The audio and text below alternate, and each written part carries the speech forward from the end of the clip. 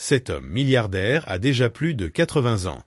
Une fois que je l'épouserai, je n'aurai plus besoin de travailler. Ce n'est qu'une question de quelques années avant qu'il ne décède et que j'hérite de toute sa fortune, faisant de moi une milliardaire, se disait Anita, souriante, allongée sur son canapé, paresseusement occupée à consulter son téléphone.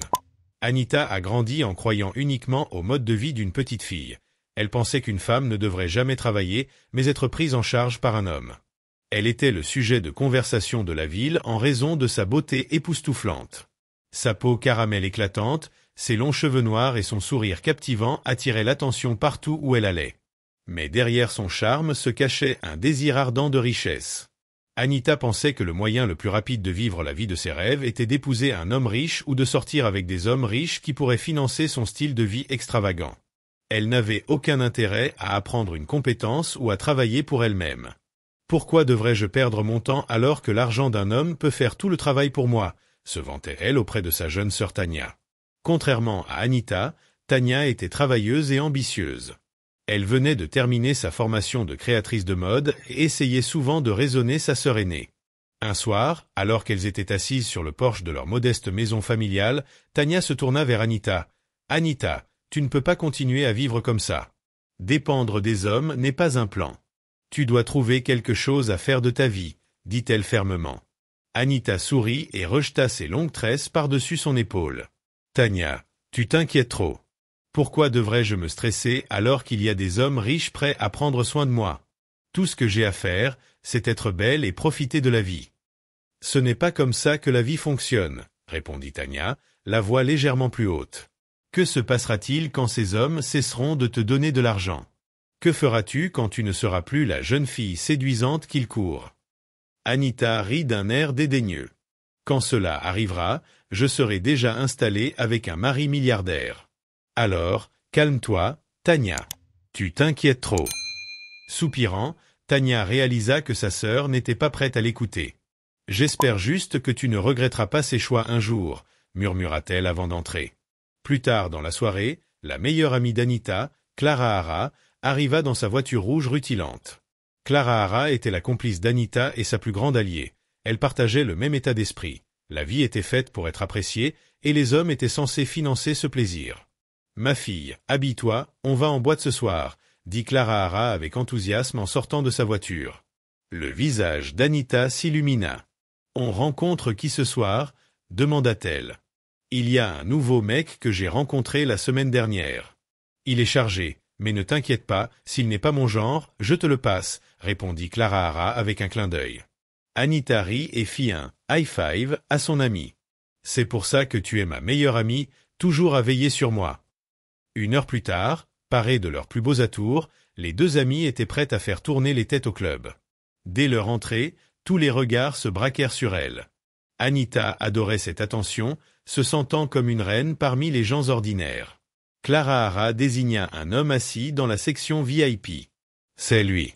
Il s'appelle David, il possède plusieurs commerces à Lagos. Il m'a offert des cadeaux toute la semaine.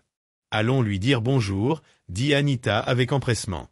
Ils se dirigèrent vers la section VIP où David et ses amis étaient assis. Les yeux de David s'illuminèrent en voyant Clara Hara, mais son regard se posa rapidement sur Anita. « Qui est ton ami ?» demanda-t-il avec un sourire charmeur. « Voici Anita, » dit Clara Hara en la présentant. David lui tendit la main. « Enchanté de vous rencontrer. Toi, Anita, tu es aussi belle que le soleil du matin. » Anita rougit. « Merci, David. J'ai beaucoup entendu parler de toi. » La soirée fut remplie de rires, de boissons et de promesses. Impressionné par la beauté et l'assurance d'Anita, David dépensa sans compter pour elle et Clara Hara. À la fin de la soirée, Anita était convaincue d'avoir trouvé sa prochaine cible. Le lendemain matin, Tania la confronta. « Tu es rentrée si tard hier soir. Tu ne trouves pas que tu abuses de ce mode de vie ?» Anita leva les yeux au ciel. « Tania, ne commence pas. Je me suis amusée et c'est tout ce qui compte. »« Mais pour combien de temps, Anita ? Tu as presque 30 ans et tu n'as rien à montrer, à part des sacs et des chaussures de créateurs achetés avec l'argent des autres, demanda Tania, la voix pleine de frustration. Ne sois pas jalouse parce que je vis la belle vie, s'exclama Anita. Jalouse, railla Tania. Je ne veux juste pas que tu te réveilles un jour et que tu réalises que tu as gâché ta vie à courir après des choses futiles. Je ne gâche pas ma vie. J'en profite, dit Anita fermement. Plus tard dans la journée, Clara appela. Devine quoi? David veut qu'on l'accompagne à Dubaï le week-end prochain. Les yeux d'Anita s'écarquillèrent d'excitation. Dubaï. Oh mon Dieu, Clara, tu es la meilleure. Fais tes valises, ma puce, on va vivre comme des reines, dit Clara. Anita raccrocha et commença à planifier le voyage, ignorant les regards désapprobateurs de Tania. Elle était trop aveuglée par ses rêves de richesse et de luxe pour voir les risques qu'elle prenait. Mais la vie a le don de nous apprendre des leçons dures. Les jours d'insouciance d'Anita étaient comptés. Un vendredi soir, Anita et Clara décidèrent de se rendre dans un nouveau bar exclusif de la ville, réputé pour être le lieu de rendez-vous des hommes les plus riches. Pour elles, c'était la seule motivation dont elles avaient besoin. Vêtues de leurs plus belles tenues, talons étincelants et sacs à main de créateurs assortis, elles entrèrent dans le bar, confiantes et prêtes à faire bonne impression. Le lieu respirait la richesse, des lustres en cristal aux fauteuils en velours, tout respirait le luxe. Clara chuchota à Anita, « Ça y est, ma belle. Ce soir, on embarque quelqu'un de riche. » Anita sourit légèrement. « Tant qu'ils ont de l'argent, je suis partante. » Alors qu'elle s'installait, sirotant des cocktails onéreux, un groupe d'hommes plus âgés entra dans le bar. Ils détonnaient parmi la foule plus jeune, mais leurs costumes sur mesure et montres en or laissaient deviner leur richesse. Clara donna un coup de coude à Anita et fit un signe de tête vers eux. « Regardez ça. C'est de la vieille fortune, là. Ils doivent avoir au moins la soixantaine. Pas vraiment notre genre, n'est-ce pas? » Anita rit. « Qui se soucie du genre quand il y a de l'argent en jeu ?» répondit Clara avec un clin d'œil. Quelques instants plus tard, l'un des hommes, un petit chauve avec une canne et une superbe montre en or, s'approcha de leur table. Il avait un sourire amical, mais paraissait bien plus âgé que tous ceux qu'elles avaient reçus auparavant. Octogénaire, ses mouvements lents et posés trahissaient sa fragilité. « Bonsoir, belle dame, » dit-il d'une voix grave et rauque.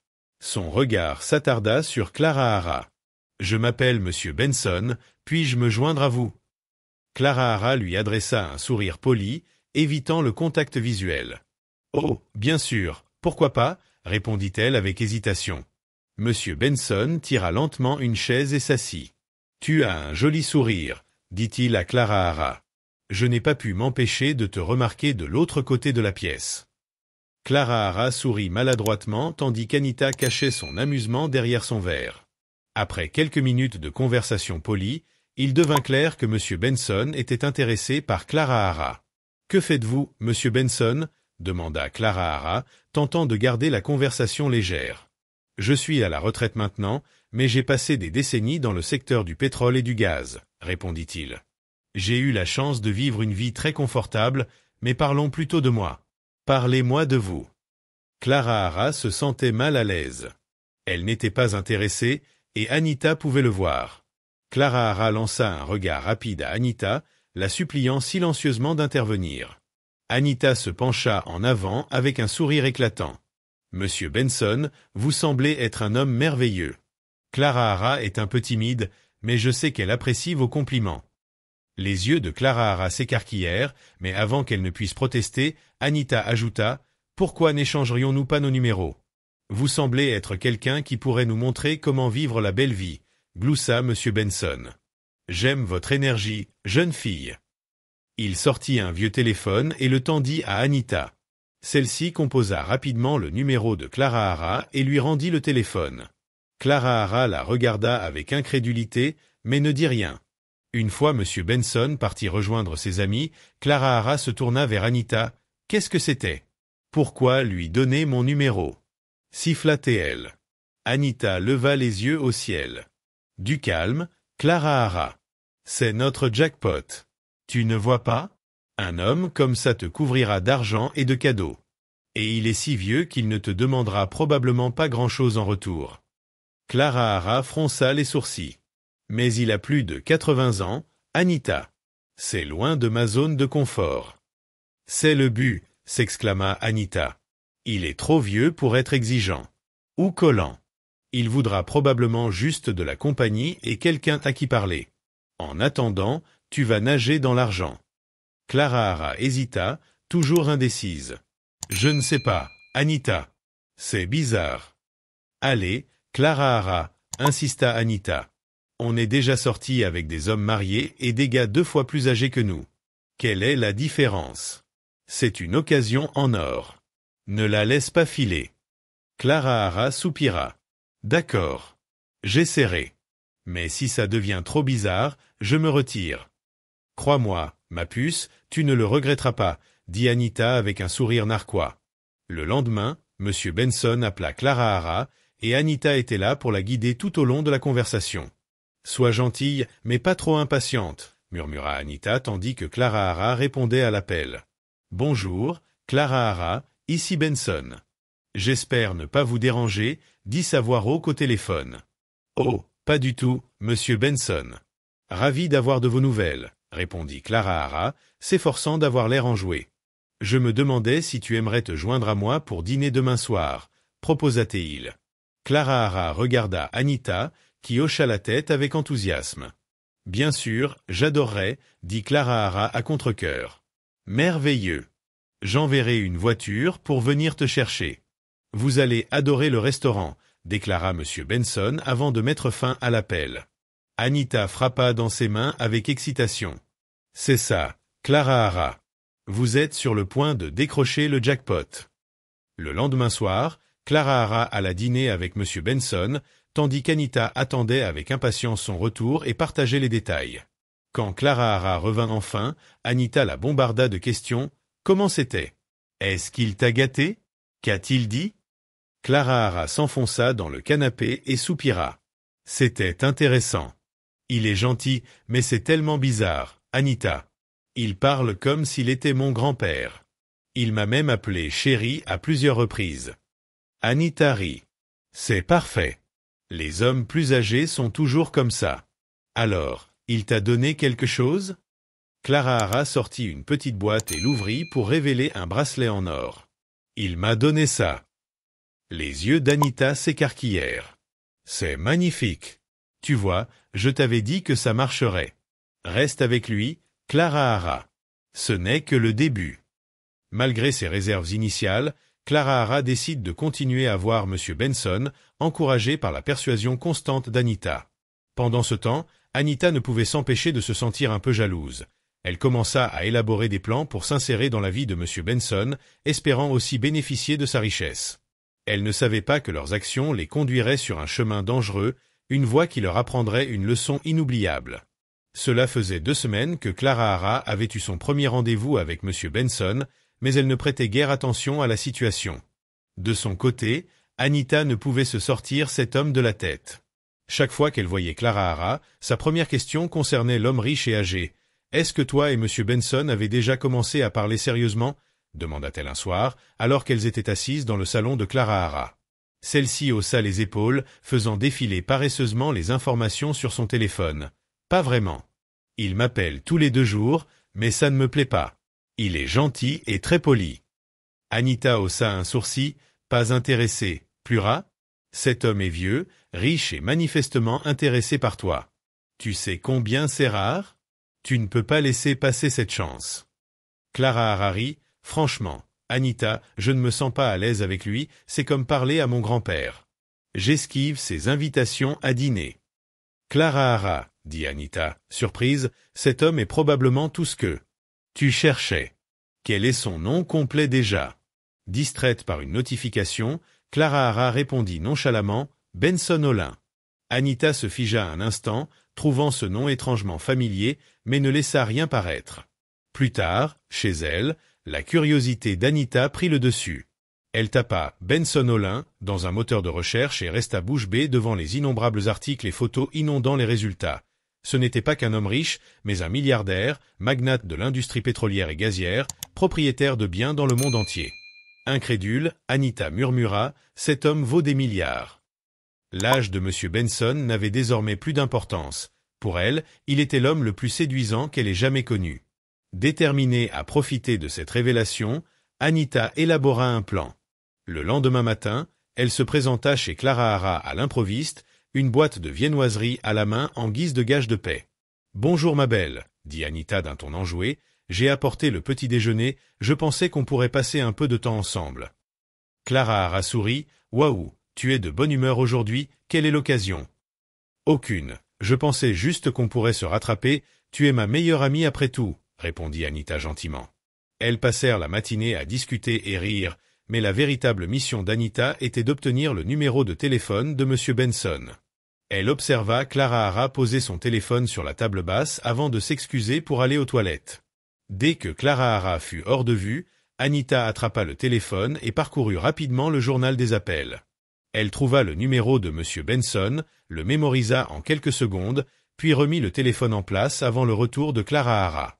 Plus tard, Anita appela M. Benson, son cœur battait fort lorsque le téléphone sonna. Lorsqu'il décrocha, sa voix grave et rauque était pleine de curiosité. « Bonjour, qui est-ce » demanda-t-il. « Bonjour, Monsieur Benson, ici Anita, l'amie de Clara Hara. Nous nous sommes rencontrés au salon l'autre soir, dit-elle avec charme. « Anita, répondit-il surpris, c'est inattendu, à quoi dois-je ce plaisir ?»« J'espère ne pas être trop direct, mais je pense à toi depuis notre rencontre, » répondit Anita en feignant un rire timide. « J'avais juste envie de te contacter. » Monsieur Benson ricana. « Eh bien, c'est une agréable surprise. Clara Hara n'a jamais mentionné que tu étais intéressé à me connaître. Elle n'est pas vraiment mon type, mais toi, il y a quelque chose de spécial. » Flatté, Monsieur Benson accepta de rencontrer Anita pour dîner le lendemain soir. Elle se présenta au rendez-vous vêtue d'une robe élégante empruntée à la garde-robe de Clara Hara, déterminée à l'impressionner. Au restaurant, Monsieur Benson ne pouvait détacher ses yeux d'Anita. « Tu es magnifique, ma chère, » lui dit-il en tirant une chaise. « Merci, Monsieur Benson, » répondit Anita avec son plus beau sourire. Toute la soirée, Anita rit et complimenta, suspendue à ses lèvres. Monsieur Benson était visiblement sous son charme et à la fin de la soirée, il lui promit de la revoir bientôt. En quelques semaines, la vie d'Anita avait changé. Monsieur Benson la comblait de cadeaux, vêtements de créateurs, bijoux et même une voiture flambant neuve. Il lui offrit de grosses sommes d'argent qu'elle utilisa pour afficher son nouveau statut sur les réseaux sociaux. Anita vivait la vie dont elle avait toujours rêvé. Un soir, Clara Hara vint lui rendre visite, ignorant la fortune de son amie. En voyant la luxueuse voiture garée devant l'appartement d'Anita, elle resta bouche bée. « À qui est cette voiture ?» demanda Clara Hara alors qu'Anita ouvrait la porte. Anita sourit narquoisement. « C'est la mienne. »« La tienne ? Comment ? Où as-tu eu ça ?» s'exclama Clara, les yeux écarquillés d'incrédulité. Anita haussa les épaules. « Disons simplement que je traîne avec les bonnes personnes. » Clara Hara fronça les sourcils. « Qu'est-ce que tu veux dire par là ? Attends, c'est l'œuvre de Monsieur Benson ?» Le sourire d'Anita vacilla un instant, mais elle se reprit rapidement. « Et si c'était le cas ? Tu ne le voulais pas, tu te souviens ? Alors, je suis intervenu. Maintenant, regarde-moi, je vis ma meilleure vie. » Le visage de Clara Hara devint rouge de colère. « Tu es passé dans mon dos et tu as volé son numéro. Comment as-tu pu, Anita ? Je t'ai fait confiance. »« Détends-toi, Clara Hara, » répondit Anita d'un ton dédaigneux. « Ce n'est pas comme si tu le voulais vraiment. Tu as dit qu'il n'était pas ton genre, alors pourquoi es-tu en colère ? Je viens de saisir une opportunité que tu étais trop aveugle pour voir. »« Ce n'est pas le sujet. Tu m'as trahi, » cria Clara Hara. « Je t'ai trahi pour un homme que tu ne voulais même pas, » rétorqua Anita. « Écoute, Clara Hara, je ne vais pas m'excuser d'avoir poursuivi mes rêves. Si tu es contrarié, c'est ta faute. » Clara Hara sortit en trombe, claquant la porte derrière elle. Anita haussa les épaules et se servit une coupe de champagne. Elle se fichait désormais des sentiments de Clara Hara, trop occupée à profiter de sa nouvelle vie de luxe.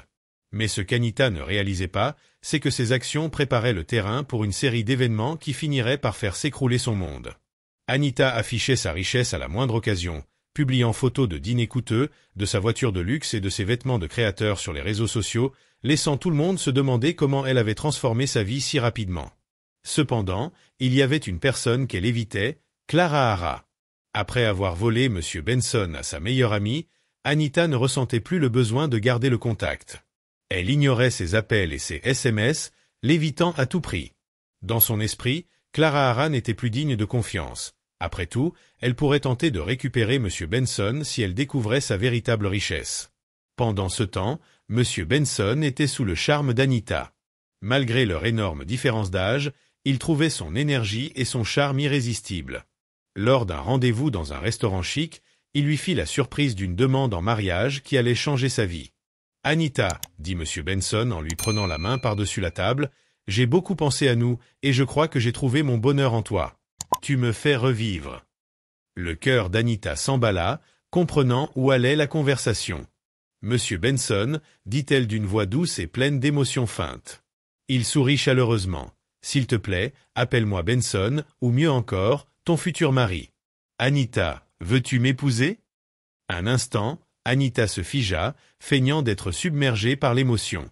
Elle jeta un coup d'œil à la bague en diamant étincelante qui lui tendait énorme, valant des millions. « Oui !» s'exclama-t-elle, des larmes de joie ruisselant sur son visage. Elle se leva et le serra fort dans ses bras. « Oui, Benson, je t'épouse. » Monsieur Benson parut ravi, mais Anita ne pensait qu'à la fortune dont elle hériterait après sa mort. « Ça y est, » pensa-t-elle, « c'est la vie dont j'ai toujours rêvé. » Elle ne perdit pas de temps pour organiser le mariage, engageant le wedding plané le plus cher de la ville, commandant une robe sur mesure à un créateur exclusif et réservant un hôtel 5 étoiles pour la réception. Tout devait être parfait, non par amour, mais pour l'image qu'elle voulait projeter.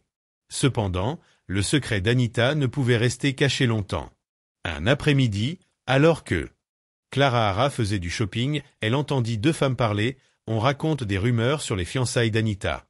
Tu sais qu'elle va épouser un milliardaire? Vraiment? J'ai entendu dire qu'il était assez vieux pour être son grand-père, répondit l'autre en riant. Clara Hara dressa l'oreille, n'en croyant pas ses oreilles. Sans réfléchir, elle s'approcha. Excusez-moi, vous parlez d'Anita? Oui, répondit une des femmes, elle est fiancée à un magnate du pétrole. Comment s'appelle-t-il déjà? Benson Olin, je crois. Clara Hara sentit son sang bouillir. Elle remercia les femmes et sortit précipitamment de la boutique, serrant son sac fort. « Elle me l'a volé », pensa Clara Hara avec colère, et elle n'a même pas eu la décence de me le dire. Quelques jours plus tard, alors qu'elle faisait du shopping dans une boutique, elle aperçut Anita en train de regarder des accessoires de mariage. Clara Hara serra les poings et s'approcha. « Alors, c'est pour ça que tu m'évites ?»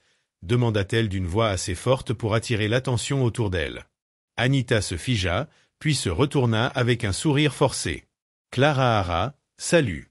Je ne m'attendais pas à te voir ici. » Mais Clara Hara ne voulait rien entendre. « Ne me cache pas la vérité. » Elle craqua enfin. « Tu t'es caché de moi parce que tu m'as volé Benson, n'est-ce pas ?» Le sourire d'Anita disparut. « Clara Hara, ce n'est pas ce que tu penses. »« Ah, épargne-moi tes mensonges, » l'interrompit Clara Hara. « Tu es incroyable, Anita. Tu as agi dans mon dos, tu as volé son numéro, et maintenant tu prévois de l'épouser. Quel genre d'ami fait ça ?» Anita leva les yeux au ciel. « Tout d'abord, Clara, tu ne le voulais même pas. Tu as dit qu'il n'était pas ton genre, tu te souviens? Alors pourquoi agir comme si j'avais fait quelque chose de mal? Cela ne te donne pas le droit de me trahir. » La voix de Clara Hara résonna dans la boutique. « Eh bien, peut-être que si tu n'étais pas si aveugle aux opportunités, tu serais celle qui vivrait cette vie à ma place, » répliqua Anita. Mais Clara Hara insista. « Tu étais trop occupée à être ingrate pour voir ce qui était juste devant toi. » La dispute monta en intensité et bientôt les deux femmes s'insultèrent. « Tu es un serpent, Anita !» cria Clara Hara. « T'as que l'argent qui compte. Tu vendrais ton âme pour un sac de créateur. Et toi, tu es une femme jalouse et amère qui ne sait pas saisir l'instant présent, » rétorqua Anita. « C'est peut-être pour ça que tu es toujours fauchée, alors que moi je vis ma vie. » L'agitation attira l'attention des vendeurs, qui tentèrent d'intervenir. « Mesdames, calmez-vous, s'il vous plaît, » dit l'un d'eux en s'interposant. Clara Hara l'ignora et pointa Anita du doigt. « Sois prudente, Anita. Ça ne finira pas bien pour toi. Tu crois avoir gagné, mais tu n'as aucune idée de ce dans quoi tu t'embarques. » Anita sourit froidement. « Nous verrons bien. » Sur ce, Clara sortit en trombe du magasin, laissant Anita finir ses achats. Anita ignora cette rencontre, se persuadant que Clara était simplement amère et jalouse. Mais au fond, les paroles de Clara Hara persistaient dans son esprit, semant une graine de doute. Prenait-elle vraiment la bonne décision ou se préparait-elle à un désastre qu'elle ne pouvait pas voir venir? Seul le temps le dirait. Anita ne pouvait pas croire à sa chance. Elle était désormais Madame Anita Holtin, épouse de l'un des hommes les plus riches du pays. Leur mariage avait été un événement majeur, sujet de conversation en ville pendant des semaines. Tout le monde admirait sa transformation d'une jeune femme en difficulté à l'épouse d'un milliardaire. La première année de mariage ressemblait à un rêve devenu réalité. Benson l'adorait, la comblant de bijoux coûteux, de voitures et de vêtements de créateurs. Ils voyageaient dans des endroits exotiques comme Paris, Dubaï ou les Maldives. Chaque jour ressemblait à un conte de fées. « Anita, je nous ai réservé une villa privée à Santorin pour le mois prochain », annonça Benson un matin alors qu'ils prenaient leur petit déjeuner au bord de la piscine. Anita sourit et l'embrassa sur la joue. « Tu me gâtes trop, Benson. »« Seulement le meilleur pour ma reine, » répondit-il, rayonnant. Anita savourait sa bonne fortune. C'était la vie dont elle avait toujours rêvé. Elle pensait à peine à ses luttes passées ou à son amitié brisée avec Clara Hara, trop occupée à profiter de sa nouvelle vie luxueuse. Cependant, au fil des mois, Anita commença à remarquer des fissures dans cette image parfaite. Benson semblait plus âgé, sa santé déclinait. Il se plaignait souvent de fatigue et de douleurs thoraciques occasionnelles. « Tu devrais peut-être consulter un médecin », suggéra Anita un soir, après qu'il eut annulé leur dîner parce qu'il ne se sentait pas bien. « Je vais bien, Anita », insista-t-il. « C'est juste l'âge qui me rattrape. Il n'y a pas de quoi s'inquiéter. » Anita n'était pas trop inquiète, une partie d'elle-même était même secrètement soulagée. Elle avait toujours su que Benson ne vivrait pas éternellement et s'était convaincue qu'une fois décédé, toute sa richesse serait à elle. Sa vie prit un autre tournant lorsqu'elle découvrit qu'elle était enceinte. Benson était fou de joie et fit tout pour la chouchouter pendant sa grossesse. « Notre enfant aura tout ce qu'il ou elle pourrait désirer », déclara Benson un soir alors qu'il décorait la chambre d'enfant. « Bien sûr qu'on le fera », répondit Anita, imaginant leur enfant grandir dans le confort et la richesse. Leur petit garçon, Ethan, naquit en bonne santé. Anita ressentit un nouveau sens à sa vie de mère, mais elle ne pouvait s'empêcher de remarquer que la santé de Benson se détériorait rapidement. Pour ses 85 ans, il organisa une grande fête, invitant associés, amis et famille. Anita se tenait à ses côtés, rayonnante dans une robe sur mesure, tandis qu'ils coupaient le gâteau ensemble. « Tu as rendu ce vieil homme très heureux, Anita, » dit Benson en lui tenant la main. « Et tu as fait de moi la femme la plus heureuse du monde, » répondit-elle en souriant doucement. Mais plus tard dans la nuit, Benson tomba gravement malade. Il fut transporté d'urgence à l'hôpital où les médecins informèrent Anita que son état était critique. Petit garçon, Ethan, naquit en bonne santé. Anita ressentit un nouveau sens à sa vie de mère, mais elle ne pouvait s'empêcher de remarquer que la santé de Benson se détériorait rapidement. Pour ses 85 ans, il organisa une grande fête, invitant associés, amis et famille. Anita se tenait à ses côtés, rayonnante dans une robe sur mesure, tandis qu'ils coupaient le gâteau ensemble. « Tu as rendu ce vieil homme très heureux, Anita, » dit Benson en lui tenant la main. « Et tu as fait de moi la femme la plus heureuse du monde, » répondit-elle en souriant doucement. Mais plus tard dans la nuit, Benson tomba gravement malade. Il fut transporté d'urgence à l'hôpital où les médecins informèrent Anita que son état était critique. Assise à son chevet, Anita essayait de cacher son excitation. « C'est ça, » pensa-t-elle. « Tout est sur le point d'être à moi. » Elle lui tenait la main, murmurant « Tout ira bien, Benson. Tu es fort. » Benson rit faiblement. « Je n'ai pas peur de mourir, Anita. J'ai vécu une vie bien remplie. Mais il y a quelque chose que je dois te dire avant qu'il ne soit trop tard. » Le cœur d'Anita s'emballa. « Qu'est-ce que c'est ?» Les yeux de Benson se remplirent de larmes. « Tu as été une épouse merveilleuse, mais il y a une vérité sur ma richesse que je t'ai cachée. Il est temps que tu le saches. » Anita fronça les sourcils, son excitation laissant place à la confusion. « Que veux-tu dire ?» Benson soupira profondément, peinant à trouver ses mots. « À 80 ans, j'étais un homme pauvre et désespéré. J'avais tout perdu, mon entreprise, ma maison, ma dignité. J'étais prêt à abandonner. Puis j'ai rencontré un homme qui prétendait pouvoir m'aider à changer de vie. Anita se pencha, intriguée. Quel genre d'aide? Il m'a initié à un rituel, poursuivit Benson d'une voix à peine audible.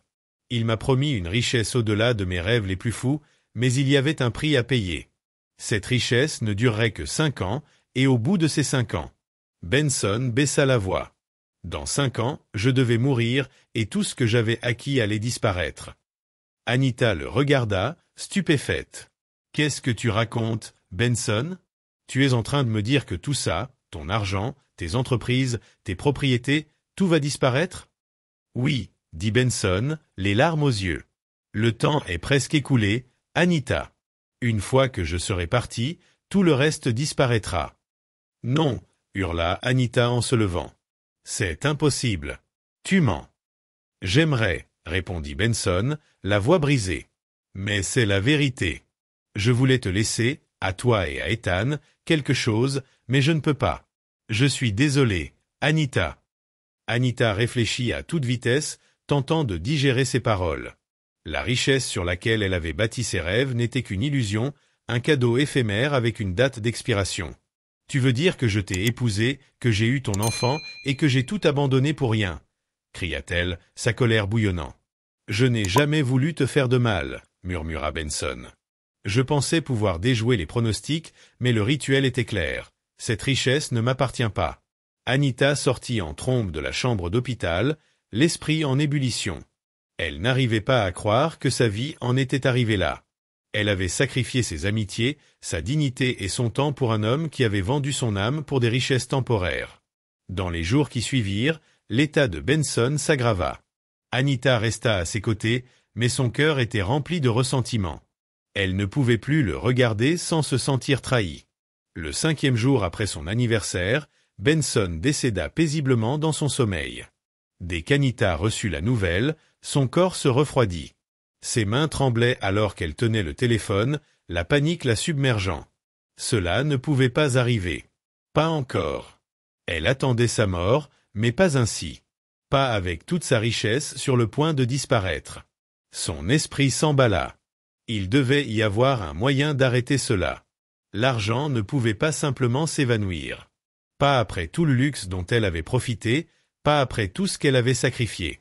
Elle attrapa rapidement son téléphone et commença à contacter les herboristes qu'elle connaissait, espérant trouver une solution. Si l'argent de Benson provenait de rituels, il devait y avoir un moyen d'empêcher sa disparition. « S'il te plaît, Baba, tu dois m'aider », supplia-t-elle au téléphone auprès de l'un des herboristes les plus puissants. « L'homme est mort, mais j'ai besoin que la richesse reste. Que pouvons-nous faire ?» Un profond soupir s'échappa de l'autre côté. « On ne peut rien faire, ma fille. L'affaire est conclue et le prix doit être payé. » L'estomac d'Anita se serra. Elle refusa d'accepter cette fatalité et appela un autre herboriste, puis un autre, mais tous lui dirent la même chose. Rien ne pouvait être fait.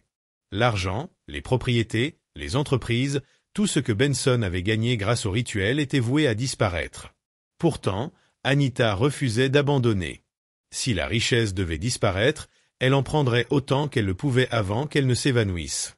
Elle se précipita vers les propriétés de Benson, espérant en vendre certaines rapidement. Elle contacta des acheteurs, pressée de conclure des affaires, mais juste au moment où elle pensait avoir acquis une certaine fortune, elle découvrit qu'elle avait été victime d'une arnaque. L'argent n'arriva jamais sur ses comptes, et les acheteurs disparurent. « Non, non, non, non !» cria-t-elle en jetant son téléphone à travers la pièce, le cœur battant à cause de la peur. Mais le pire était encore à venir. Quelques jours plus tard, l'une des entreprises de Benson prit feu. La nouvelle se répandit rapidement. Son empire était en train de brûler. Anita regarda, sous le choc, les images défiler sur l'écran de télévision. Les flammes avaient consumé l'immense siège social de l'entreprise la plus rentable de Benson. Les employés s'étaient précipités dans la panique. Des camions de pompiers encerclaient le bâtiment et la fumée recouvrait le ciel. « Cela n'arrivera pas », murmura-t-elle en se serrant la poitrine. Mais c'était bien le cas, les conséquences du rituel avaient commencé. Tout disparaissait sous ses yeux.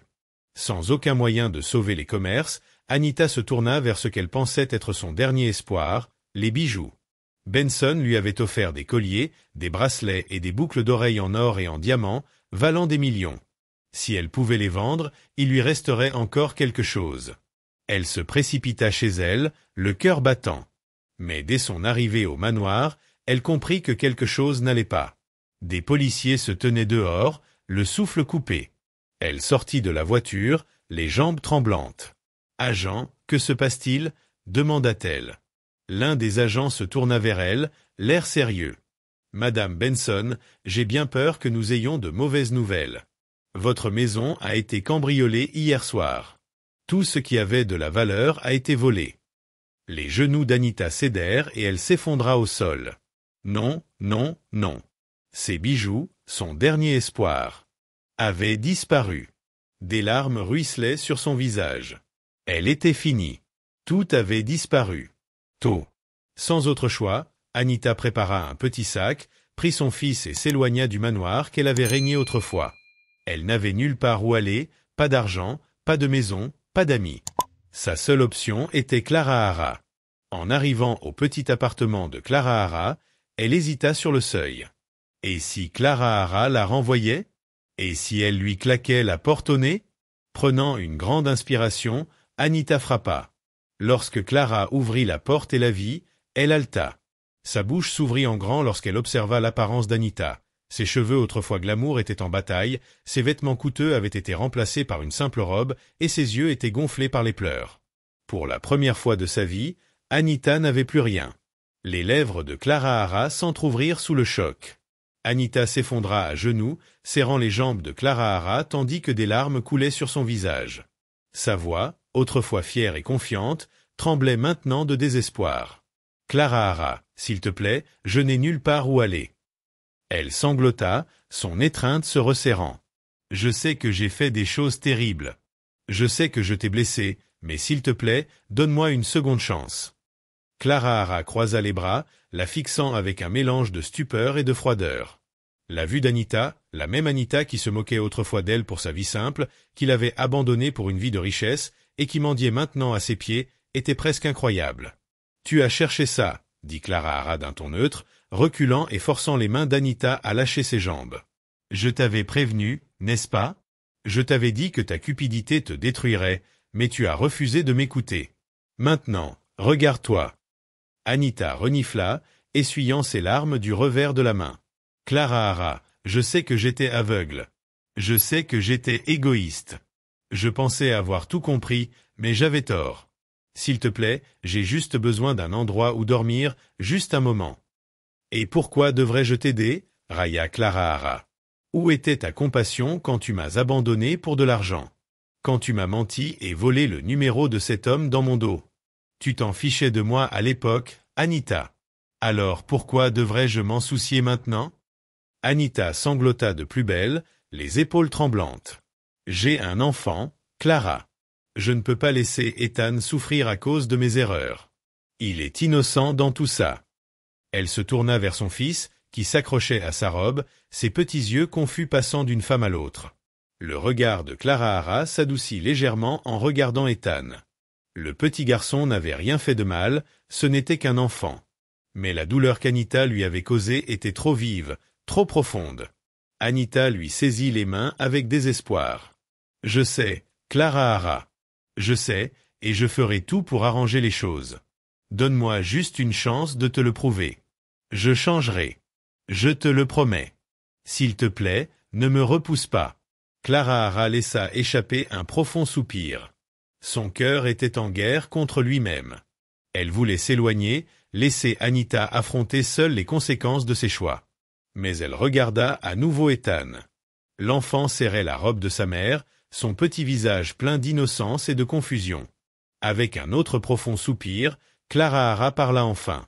Les yeux d'Anita s'écarquillèrent de surprise. « Quoi? »« Zaté, dis-je. »« Bien, » répéta Clara Hara, la voix légèrement irritée. « Mais ne crois pas que ça signifie que je t'ai pardonné. Je fais ça uniquement à cause d'Ethan. Ce n'est qu'un enfant. Il ne devrait pas avoir à souffrir de tes erreurs. » Anita s'effondra à nouveau, cette fois-ci par gratitude. « Merci, Clara Hara. Merci beaucoup. » Clara Hara s'écarta et fit un geste vers le petit appartement. Entre. Mais ne te mets pas trop à l'aise. Ce n'est pas ton palais, Anita. Si tu restes ici, tu suis mes règles. Anita hocha vivement la tête. Bien sûr, Clara Hara, je ferai tout ce que je peux. Merci. Elle prit Ethan dans ses bras et entra dans l'appartement, le cœur lourd de soulagement et de honte. Elle avait tout perdu, mais au moins elle avait une dernière chance, et elle n'allait pas la gâcher. En s'installant dans le petit appartement de Clara Hara, Anita remarqua à quel point son amie avait changé. Il n'y avait plus de perruque tapax sans grave-l'œil, plus de robe moulante, plus de musique forte en fond sonore.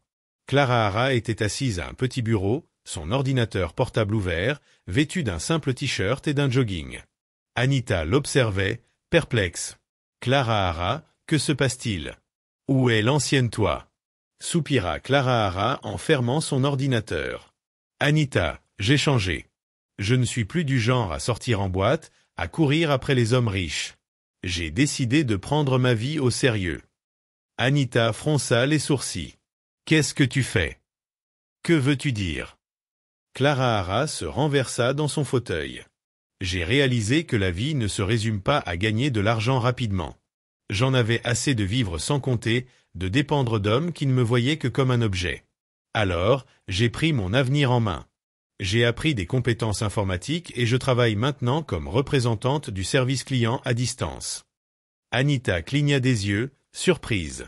Toi? Clara Hara rit. Oui, moi. Et devine quoi? C'est bien payé. Je travaille à domicile. Je gagne bien ma vie. Et je n'ai pas à craindre que ma vie ne s'écroule du jour au lendemain. Elle regarda Anita avec sérieux. Anita, tu dois laisser ta vie passer derrière toi. Tu as vu où elle t'a mené.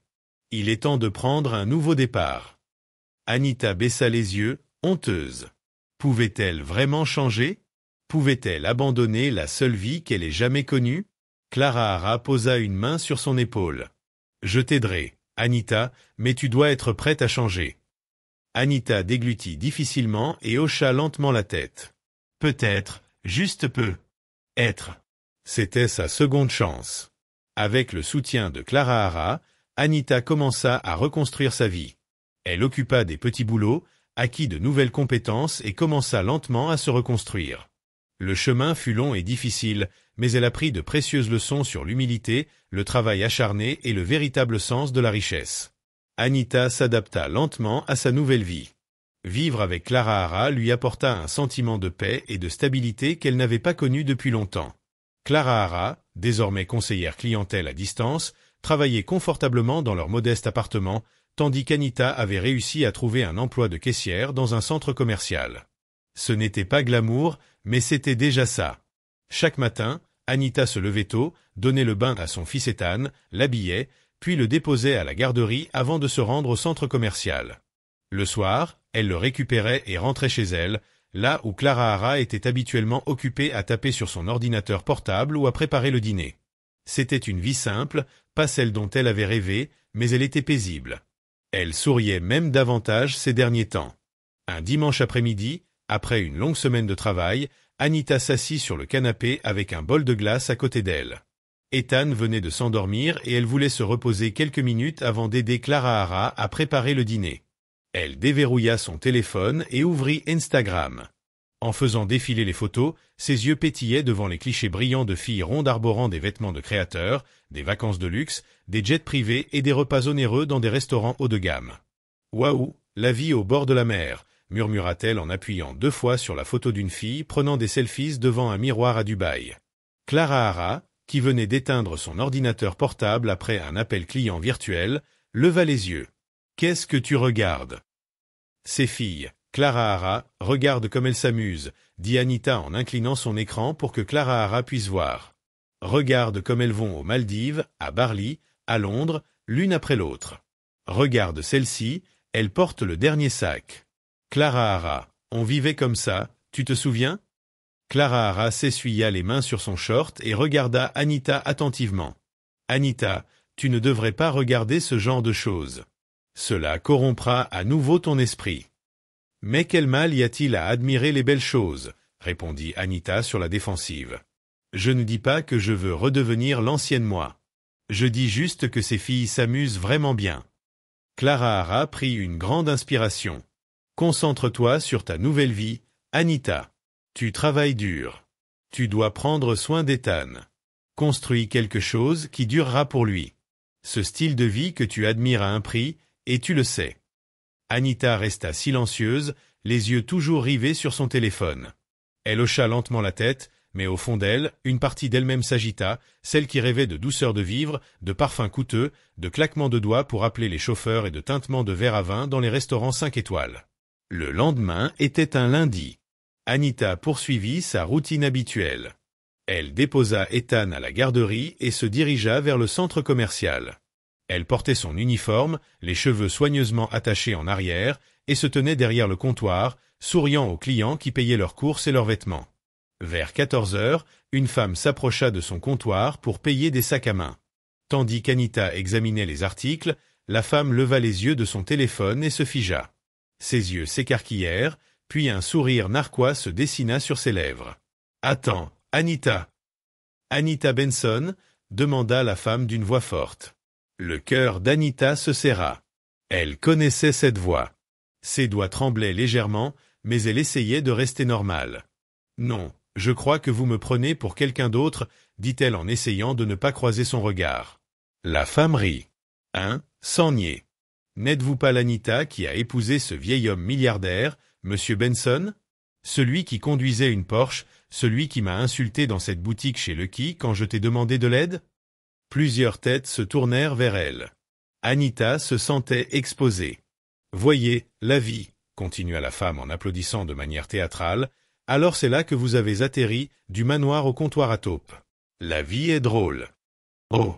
Anita appuya rapidement sur quelques boutons. Anita avait terminé la transaction. « Votre total est de 35 800, » dit-elle d'une voix tremblante.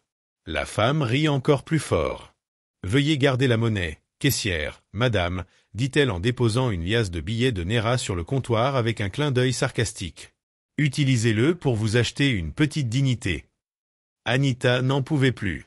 Dès que la femme fut partie, elle se précipita aux toilettes et s'enferma dans une cabine. Elle s'appuya contre la porte et fondit en larmes. Sa poitrine lui faisait mal, non seulement à cause de la gêne, mais aussi à cause d'un sentiment amer de réalité. Elle se souvenait du même centre commercial où elle était venue un jour acheter des articles à des millions sans regarder les étiquettes de prix.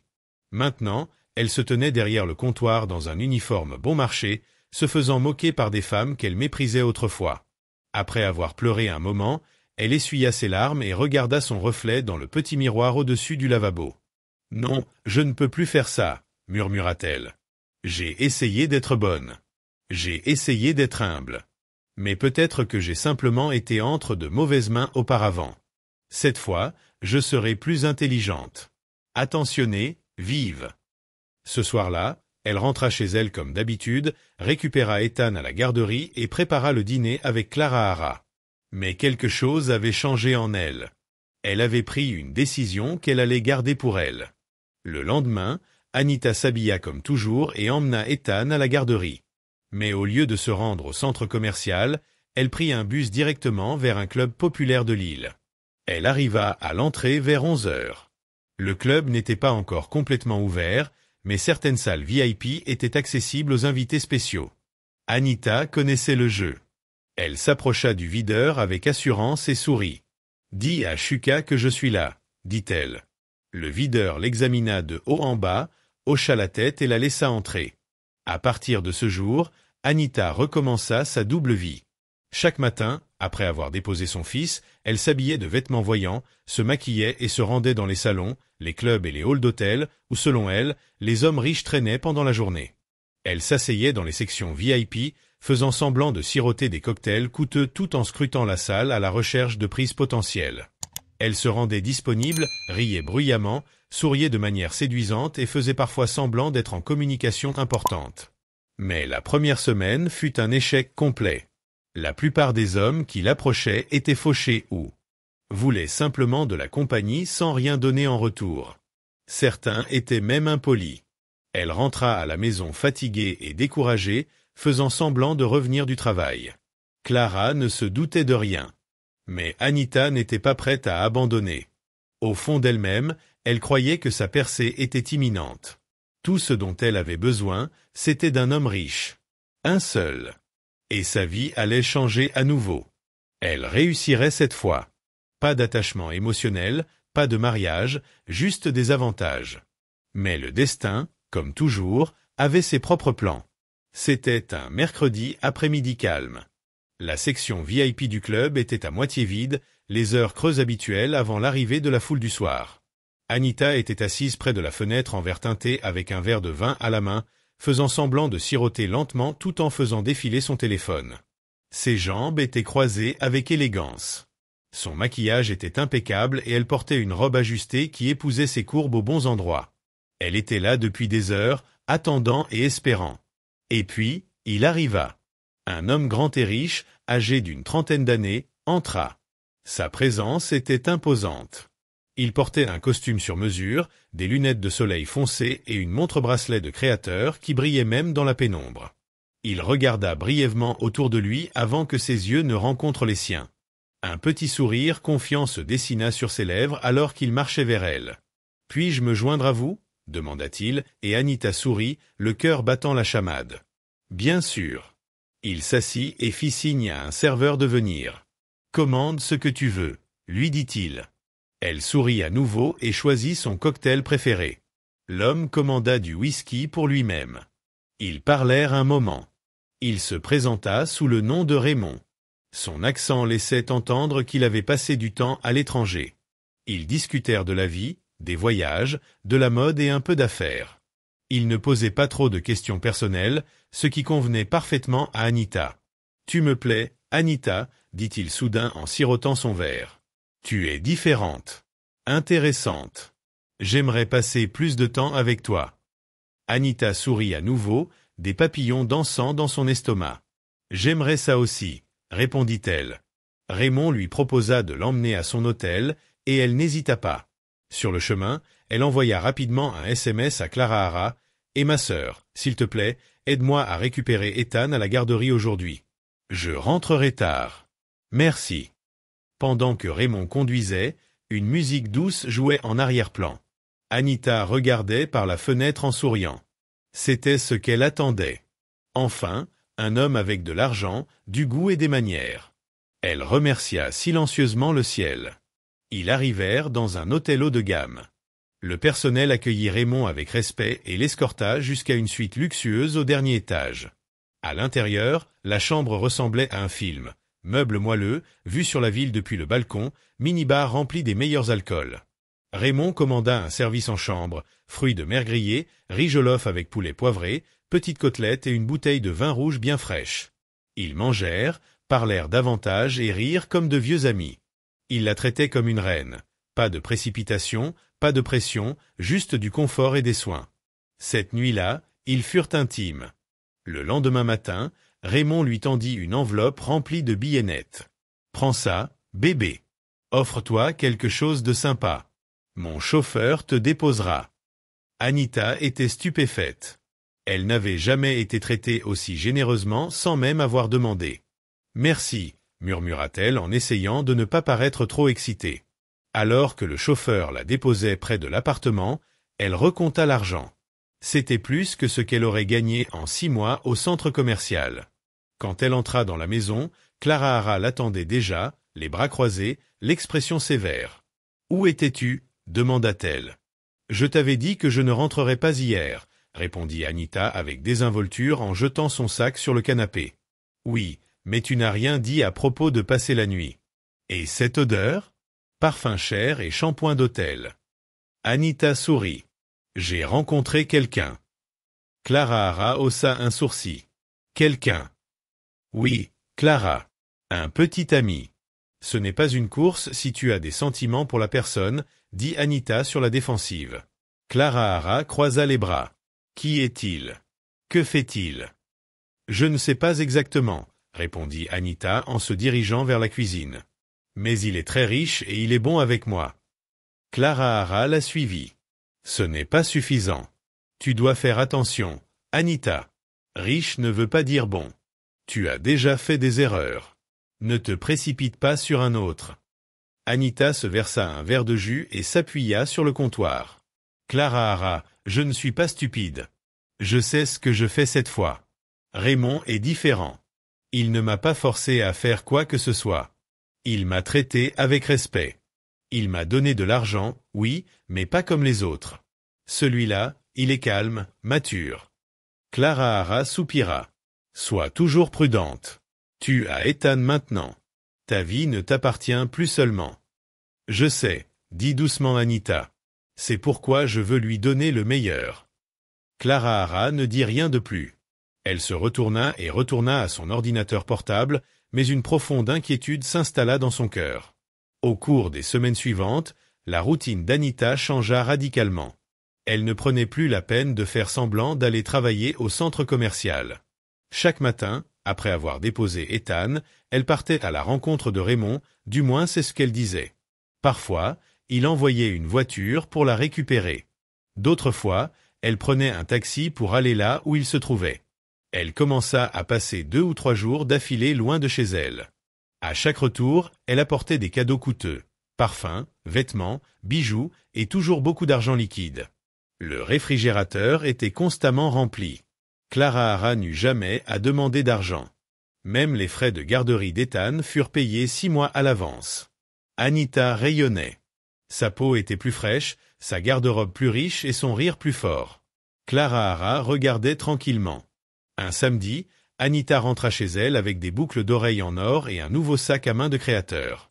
Elle laissa tomber une boîte de pizza sur la table et tendit une enveloppe à Clara. « Ici pour la maison. Tu as été incroyable avec moi. » Clara la prit à contre-cœur. « Où étais-tu depuis mercredi ?» demanda-t-elle. « Chez Raymond. Il m'a emmené dans une station balnéaire, » répondit Anita en montrant des photos d'elle en train de siroter une boisson à la noix de coco au bord de l'eau. Clara hocha lentement la tête. « Tu l'aimes vraiment, n'est-ce pas ?» Anita sourit. « Je crois que oui, Clara. Enfin, peut-être que Dieu s'est souvenu de moi. » Clara ne dit rien. Elle regardait simplement son amie, belle, audacieuse et dangereusement pleine d'espoir. Elle savait trop bien que tout cela. Ce qui brillait n'était pas de l'or, et au fond d'elle-même, elle craignait qu'Anita ne se dirige droit vers une autre tempête. Mais cette fois, il ne serait peut-être pas si facile de s'échapper. La relation d'Anita avec Raymond ressemblait à un rêve devenu réalité. Dîner somptueux, parfums exotiques, paquets de Néras impeccables, escapades surprises et vêtements de créateur étaient devenus sa nouvelle norme. Il la couvrait d'affection et ne la laissait jamais lever le petit doigt. Chaque fois qu'elle regardait son reflet dans le miroir, elle souriait intérieurement, fière d'être ressuscitée. Mais sous la surface, les avertissements de Clara résonnaient dans son esprit comme un tonnerre lointain. Chaque fois qu'elle percevait l'incertitude dans les yeux de Clara, elle l'écartait en se disant « Raymond est différent. Celui-ci est mon assistant du destin. » Un après-midi, alors qu'il se prélassait dans la suite de l'hôtel, Raymond se tourna vers elle avec une expression sérieuse. « Bébé, je veux te présenter quelque chose de grand, » dit-il en allumant un cigare. Anita leva les yeux, curieuse. « Qu'est-ce que c'est ?» demanda-t-elle. « Une entreprise qui te rendra très riche, » répondit-il avec assurance. « Quelque chose de grand, mais très secret. Seules quelques personnes de confiance sont impliquées. » Le cœur d'Anita battait la chamade d'excitation. « Quel genre d'entreprise ?» demanda-t-elle en se penchant. Raymond sourit. « Je ne peux pas te donner tous les détails maintenant, mais crois-moi, tu me remercieras pour cela. Je te guiderai. Tout ce que tu as à faire, c'est suivre attentivement mes instructions. » Anita hocha la tête avec empressement. « Je suis prête. »« Bien, » dit-il. « Nous allons à Dubaï la semaine prochaine. C'est là que tu signeras ton premier contrat. Après ça, tu seras installé pour la vie. »« Au revoir, » dit Anita avec un grand sourire. Elle avait toujours rêvé d'y aller. La veille de leur vol, ils étaient dans la chambre d'hôtel de Raymond en train de préparer leurs bagages. Puis il sortit un petit sac noir et l'ouvrit. À l'intérieur se trouvaient plusieurs paquets soigneusement emballés dans du plastique, une substance poudreuse blanche visible à travers l'emballage.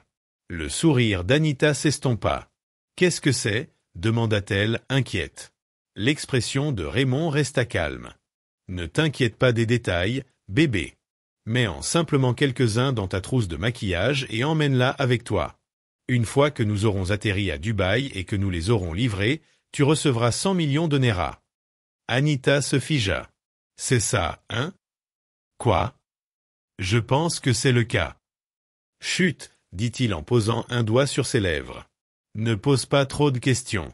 C'est ainsi que les grandes personnes gagnent de l'argent. Tu me fais confiance, n'est-ce pas? Anita était déchirée. Son instinct lui criait non. Mais la pensée de 100 millions de Naira obscurcissait son jugement.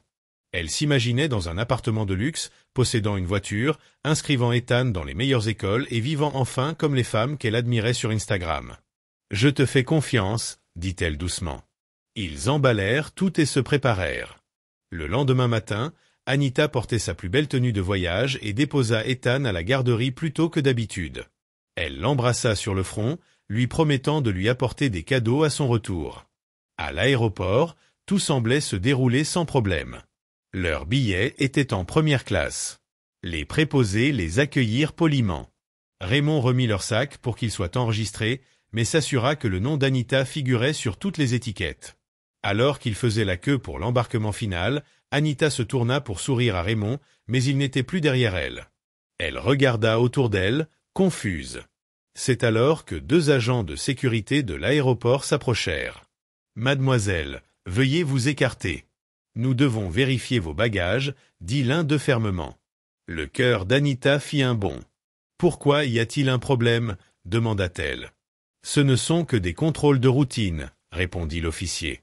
Ils la conduisirent dans une petite pièce. Une autre femme officier les rejoignit. Ses sacs furent amenés, ouverts, et la poudre blanche enveloppée dans du plastique fut découverte. Anita halta. « Ce n'est pas à moi. »« Vous dites que vous n'avez pas emballé ces bagages vous-même » demanda un officier. « Non, enfin, si, bégaya-t-elle, mais mon petit ami m'a donné les sacs. Il est censé être ici. »« Le nom de ton petit ami ? Raymond ? Nom de famille ? » « Je ne connais pas son nom complet, mais c'est lui qui a réservé. »